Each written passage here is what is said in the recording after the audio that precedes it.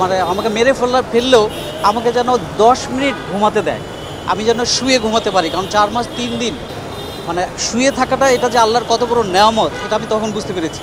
4 মাস 3 দিনই আমাকে হাত পিছনে বাঁধা, চোখ বাঁধা এবং বসা অবস্থায়, এবং হাত বাঁধা শুধুমাত্র একবার যখন টয়লেটে যেতে দিত, তাও আবার সময় বাঁধা ছিল 2 মিনিট।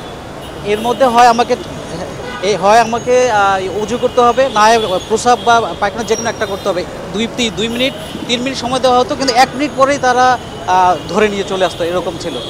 তো আপনার নন স্টপ ওখানে বসে, কেউ শুইতে পারে না, হাত বাঁধা পেছনে বসেই ছিলাম। আর 6 জুন আমাকে ওখান থেকে নিয়ে যাওয়া হয়, কারণ আমি প্রতিটা দিন গুনতাম, একটা দিন গুনতাম।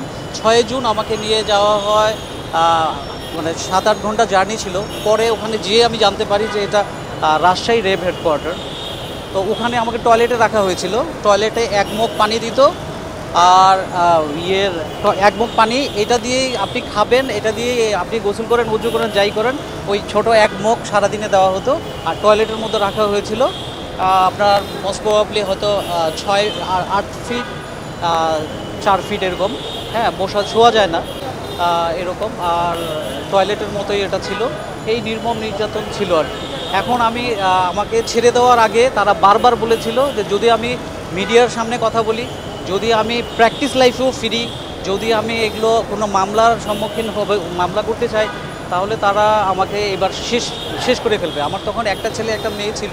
তারা বলতো এবার তুমি ফ্যামিলি সহ গুম হয়ে যাবা। এটা বারবার আমাকে তারা বলছিল যে তুমি ফ্যামিলি সহ, এবার তোমার ফ্যামিলি সহ তুমি উধাও হয়ে যাবা, তুমি বলো এগুলো করবা কিনা। ইভেন আমি যেন ঢাকাও না থাকতে পারি, আমি যেন প্র্যাকটিসও না করতে পারি। তো যাই হোক, তখন আইনের শাসন তখন এস্টাবলিশ ছিল না। এখন আমার বিচার বিভাগের প্রতি পূর্ণ আস্থা আছে, বিধায় আমি আজকে এখানে এসেছি। আমি এটা মামলা করতে চাই এবং আমি এর সর্বাত্মক শাস্তি চাই, এবং আমি এটা আগামীকালকে আমি হাইকোর্টেও এটা রিট করবো ইনশাল্লাহ। আমি চাই কোনো গভর্নমেন্টের সময় যেন কেউ কখনোই গুমের শিকার না হয়। শুধু আমাকে যারা গুম করেছে, আমি চাই যেন তারাও যেন কোনো সরকার তাদেরকেও যেন গুম না করে। এটা এত ভয়ঙ্কর, এত নির্মম। আমি হুকুমের আসামি হিসাবে অবশ্যই প্রাইম মিনিস্টার এটাতে অবশ্যই এটা ওনার নির্দেশনা ছিল। কারণ ওখানে যাকে গুম রাখা হতো, বলা হতো যে শেখ হাসিনার জন্যই আমরা করতেছি, এবং আমাকে মানে বেগম জিয়া, আমি একজন সমর্থক, বলা হতো যে তার মতো এরকম নেত্রী কেন সাপোর্ট করতে দেওয়া হবে না, শেখ হাসিনার মেইন, এবং শেখ হাসিনার নির্দেশে তারাই যখন আমাকে টর্চার করতো তার নাম নিয়েও বলতো, হ্যাঁ, এবং তারা সব শেখ হাসিনার একদম ঘনিষ্ঠ লোকজন, এটা বোঝা যেত। কারণ তাদের মানে এত রাগ কিসের, মানে এমন রাগ, মনে আমি তাদের ব্যক্তিগতভাবে কোনো আক্রোশ।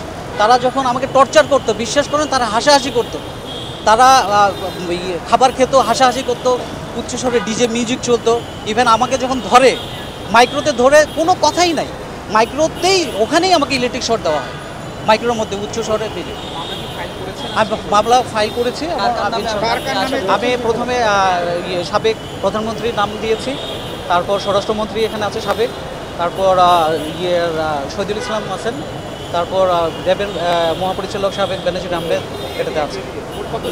মোট 26 জন, আমি 5 জন আসামি করেছি, আর বাকি 20 জন অজ্ঞাতনামা হিসেবে। কোন কোর্টে ফাইল করেছেন? আমি 22 নম্বর কোর্ট। কোর্ট কী বলেছেন? কোর্ট আদেশ দিবে, কোর্ট বলেছে আপনি ওয়েট করুন, আমরা এটা দেবো। উনি সম্পূর্ণ লিখেছেন, আমি পুরো আশাবাদী উনি আমার এর সর্বোচ্চ শাস্তি এটাই দেবে। আমি হ্যাঁ, আমি 10ই ফেব্রুয়ারি থেকে অগাস্টের 13 তারিখ পর্যন্ত আমি গুমছি।